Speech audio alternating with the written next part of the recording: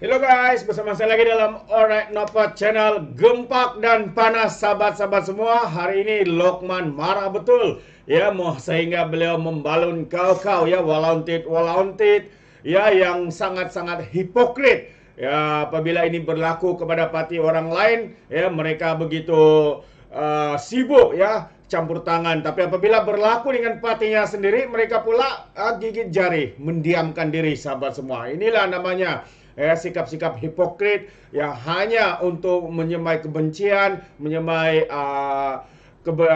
hasutan kepada ahli-ahli parti supaya keluar dan menyokong mereka sahabat semua. Tapi bila mana parti mereka melakukan perkara ini, ya mereka pula diam seribu bahasa. Jadi apakah perkara itu? Ini yang menarik untuk kita ikuti, ya, pencerahan daripada Lokman Adam. Jadi tanpa buang masa sahabat semua, saya mau kita mendengar ya apakah yang dikatakan oleh Lokman berkaitan dengan perkara ini. Tanpa buang masa, mari kita dengar. Hari ini saudara, kita nak mengulas tentang keputusan Jawatankuasa PAS Pusat yang telah membuat keputusan supaya jawatan Presiden dan jawatan timbalan Presiden PAS tidak dipertandingkan.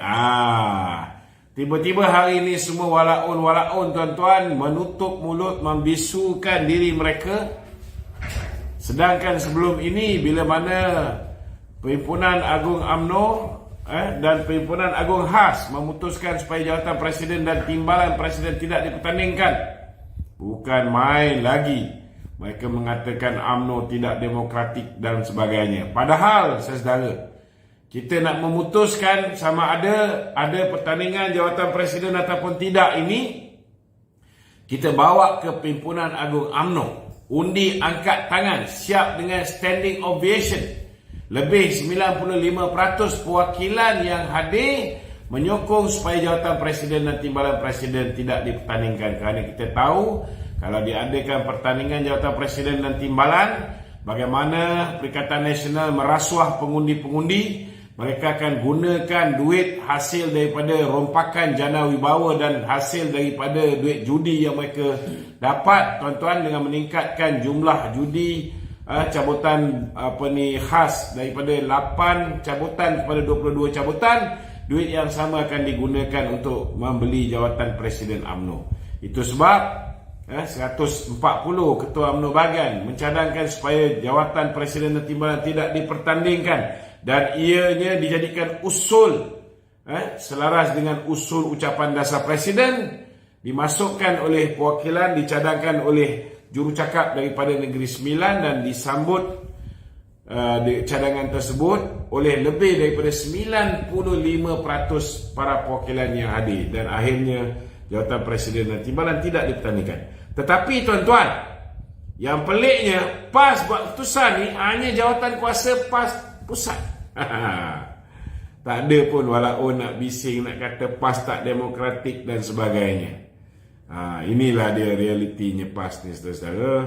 Cakap tak suka bikin, bikin tak suka cakap. Dia cakap, tak bikin-bikin. Yang dia bikin, dia tak cakap. Okey.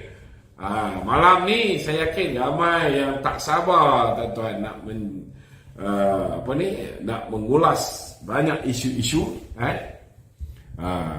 Macam geng-geng PAS ni tak habis lagi lah dengan cerita budak pasti dia. Saya kesian tengok PAS ni, makin hari makin koyak, makin hari makin rabak. Jadi malam ni, kalau ada sesiapa nak bertanya soalan, bolehlah ajukan soalan anda di talian 0194819495, atau tuan-tuan boleh juga request untuk live bersama saya. Sudah ada pun yang nak live ni, nama dia Khairi. Ni Khairi Jamaluddin ke ni? Saya nak tanya juga, Khairi Jamaluddin, tak ada ke nak komen apa-apa tentang muktamar PAS tidak akan ada pertandingan jawatan Presiden dan timbalan, sedangkan ianya bukan keputusan daripada para perwakilan PAS, tetapi keputusan Jawatankuasa PAS, macam keputusan MKT UMNO. Kalau MKT UMNO lah yang buat keputusan ni, tuan-tuan, dah habis dah. Dah riuh sekampung saudara. Tapi bila Jawatankuasa PAS ke pusat buat keputusan, tak ada orang pun nak bising.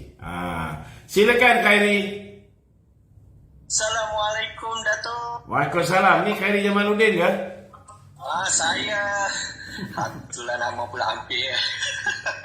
Datuk, saya nak tanya sikit je tu. Ya. Baru sehari dua ni saya ada ternampak lah statement Raja Adnan Raja Anwar. Itu isu dia bila kita punya ringgit dah jatuh. Okey. Jadi saya tengok kau-kaunya Raja Adnan Raja Anwar kita ni hantam Rafizi. Tapi bagi saya takut itu nanti jadi modal bola tanggung lah untuk saya ke sana. Apa pandangan Datuk? Itu saja Datuk. Terima kasih. Pandangan saya simple saja. Kita kena faham bahawa dalam parti kita UMNO ni masih ada orang yang tak boleh menerima kerjasama ni lah. Nasihat saya satu saja. Kita dulu mungkinlah kita ni ada kecil hati dengan Rafizi. Rafizi ialah bila kita perintah Rafizi bantah tu, bantah ni, kan? Sekarang ni Rafizi dah duduk dalam kerajaan, Rafizi pun dah jadi pemerintah. So kita nak ambil peluang membantah tu, membantah ni. Okey. Nasihat saya satu saja. Parti ni kena ada disiplin. Parti ni kena ada disiplin. Kita tak suka macam mana pun, bila kita dah bergabung, kita dah berada di dalam satu barisan, kita kena ketepikan ke semua benda yang dulu kita tak suka pasal musuh kita dulu yang hari ni dah jadi kawan. Kita kena letak tepi. Apa yang kita cakap terhadap pemimpin-pemimpin Pakatan Harapan, kita kena letak tepi. Dan kita juga harap pemimpin-pemimpin Pakatan Harapan, apa juga yang mereka kata tentang BN dulu, mereka juga kena lupakan, letak tepi. Dan kita sekarang ni cari titik persamaan. So kalau kita masih lagi buat kerja membelasah sesama sendiri ni, ini dah jadi macam menembak kaki sendiri lah. Itu je lah. Tapi saya tak nafikan lah. Saya tak nafikan.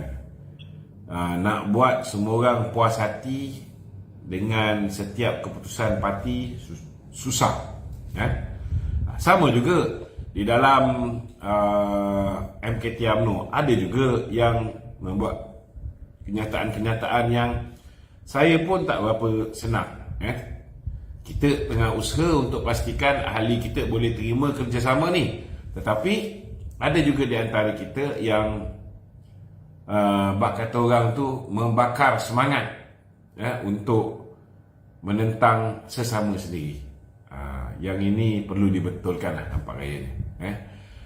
Untuk menstabilkan ekonomi sekarang ni adalah agenda utama kita. Itu penting.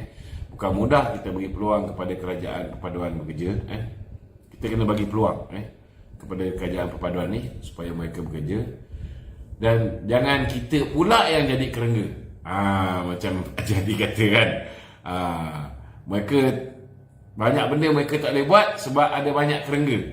Jangan pula kita pula yang jadi kerengga yang menyebabkan akhirnya kerajaan kita, kerajaan perpaduan ni tak boleh buat kerja. Itulah permintaan saya.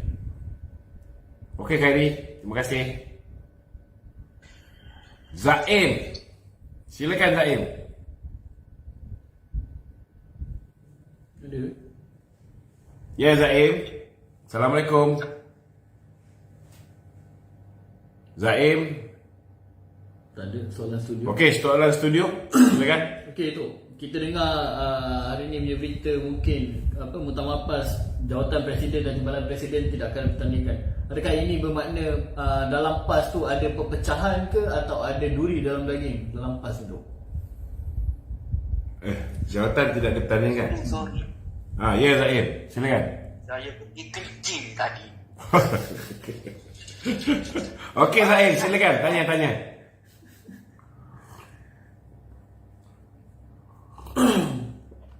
Silakan Zaim. Ni tadi pergi kencing ni pergi mana pula? Soalan studio. Okey, soalan studio Adakah dengan jawatan presiden dan timbalan presiden bakal tidak dipertandingkan ni bermakna PAS ni dalam goyang? Dalaman ni saya tak nampak kalau jawatan presiden dan timbalan tu tidak dipertandingkan menggambarkan mereka goyang. Tidak. Biasanya orang yang boleh membuat sehingga jawatan presiden dan jawatan timbalan presiden tidak dipertandingkan, maknanya parti itu stabil. Parti itu stabil. ini realiti yang kita kena terima lah. Maknanya bila jawatan presiden dan timbalan presiden PAS tidak dipertandingkan, maknanya di dalam PAS itu ahli jawatan kuasa PAS pusat itu mereka ni meletakkan walak kesetiaan kepada Haji Adi, dan dalam arti kata lain mereka menolak legasi Tuan Guru Ni Aziz. Itulah. So dalam arti kata lain, kalau ada orang yang taat setia dia kepada PAS di zaman Tuan Guru Ni Aziz, maka kita boleh katalah era Tuan Guru Ni Aziz di dalam PAS ni sudah berkubur lah kan. Maknanya peluang nak melihat PAS ni kembali di atas landasan Islam yang betul. PAS ini memperjuangkan dakwah Islamiah, memperjuangkan agenda memartabatkan agama Islam. Ini semua dah berakhir lah. Tak ada lah. Maknanya dah tinggal set-set makan gaji buta, dah tinggal set-set yang mengutamakan royalti minyak, dah tinggal set-set yang bak kata orang tu yang dulu nakkan RUU 355, hari ni nakkan REE Fonusi. Hari ni sudah tidak ada lagi orang yang lantang bersuara tentang tata kelola, orang yang menentang tentang segala guna kuasa dan sebagainya kan. Hari ini sudah sudah penuh dengan orang yang bermasalah di dalam PAS, orang yang terlibat dengan kecurian rare earth, orang yang terlibat dengan penjualan tanah secara berleluasa, orang yang tak tahu mengurus takbir negeri sehingga kan gaji kaki tangan awam negeri Kelantan pun nak kena pinjam dengan pusat untuk bayar. Tapi mereka ada peluang dapat duit daripada pusat, mereka utamakan beli Mercedes Benz dulu. So inilah realiti dia. Maknanya kita cadangkan orang-orang daripada PAS ini, tinggalkanlah PAS ni, jangan bazir masa dengan PAS. PAS hari ni dah rosak, dah punah. Apatah lagi mahkamah semalam memutuskan dengan jelas bahawa PAS 2 kali dah terbukti terlibat dengan merasuah pengundi secara besar-besaran. Di mana letaknya bersih, di mana letaknya stabil. Yang pasti mereka sapu bersih, dan dari segi kewangan memang mereka stabil, mereka ada duit banyak. Okey tu. Puad Zakarshi ada cakap dalam kenyataan dia mempelawa PAS tinggalkan Perikatan Nasional dan bentuk kerjasama bersama kerajaan perpaduan demi orang Melayu. Saya rasa benda tu mungkin tak boleh berlaku selagi Perikatan Nasional duit banyak. Sebab nampak pak-pak lebay ni kebanyakan ni otak dia fikir duit. So kalau misalnya Perikatan Nasional punya duit ni dah habis, dah tak ada duit lagi, kemungkinan besar mereka akan mengubah pendirian mereka. Tak mustahil. Maknanya berpaksikan duit. Berpaksikan duit, berpaksikan macam-macam. Maknanya okey. PAS tu sudah lari daripada perjuangan agama tu. Dah lama lagi lah. Kita dah lama cakap lah. Okey tu. Tun Mahathir dalam kenyataan beliau hari ini disuruh rombak semua kabinet kerana semua tak boleh pakai. Ya, betul lah. Yang boleh pakai anak dia kan, yang boleh pakai dululah kroni-kroni dia, Ananda Krishnan, Ting Pek King, Tan Sri Arumuga yang jaga kuda-kuda dia kat Argentina. Siapa lagi? Vincent Tan. Yang ni je yang boleh pakai. Orang lain bagi Mahathir ni memang tak boleh pakai, sebab orang tu tak mendatangkan faedah kepada dia. Orang yang boleh bagi anak-anak dia menjadi billionaire, orang ni boleh pakai. Orang yang boleh mengayakan dia, yang ni boleh pakai. Inilah realiti dia, tuan-tuan. Inilah realiti Mahathir. Alright, terima kasih. Itu dia pencerahan daripada Lokman Adam, sahabat-sahabat semua. Memang padu terbaik ya. Ya, begitu hipokritnya walauntit lebay-lebay.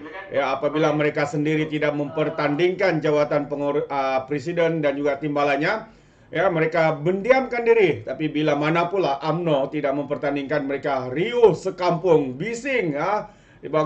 Macam UMNO itu mereka punya parti, sedangkan tidak kaitan. Hari ini mereka melakukannya, mereka pula diam 1000 bahasa. Inilah namanya sahabat semua, ya, hipokrit, politik hipokrit daripada geng-geng sapu bersih, geng-geng kerangga PAS dan juga Bersatu. Jadi terima kasih, sampai di sini saja. Kiranya Anda sahabat-sahabat semua ingin memberikan sebarang komen, Anda boleh berikan komen Anda dalam ruangan komen. Terima kasih. Izinkan saya untuk mengundurkan diri, dan seperti biasa peribahasa mengatakan, tapapun kangkap, 2 ton keinginan. Dalam bahasa Melayunya, tepuk dadah, tanya selera.